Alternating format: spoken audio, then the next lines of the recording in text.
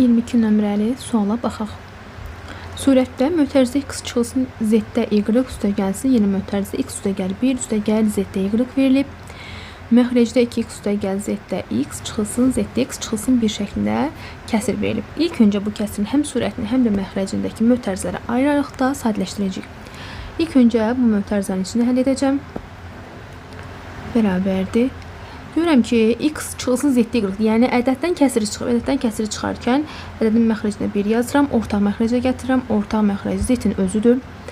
Tamamlayıcı vuruğum burada z-i 1-ə böləcəm, z qalacaq. Z-i x-a vuracam, oldu x-z. Çıxılsın, digər tərəfdə tamamlayıcı vuruğum 1-dir, oldu y. Üstə gəl, digər mötərizənin daxilindəki ifadəni sadələşdirək. Yenə ortaq məxrəc götürürəm. Ortaq məxrəc bunlar z olacaq, çünki x və 1-in məxrəci 1-dir. Yazıram z.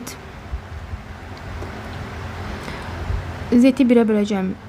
Z qalacaq, olacaq xz. Üstə gəl, burada z, üstə gəl y.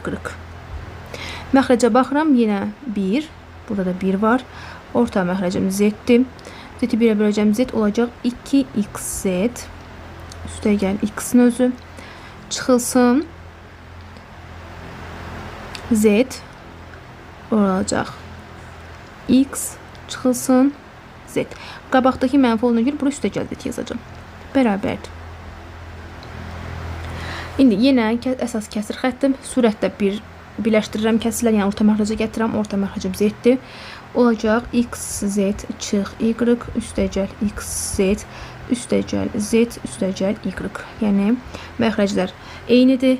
Məxrəc olduğu kimi saxlayıram, surətləri toplayıram. Yenə məxrəc eynidir.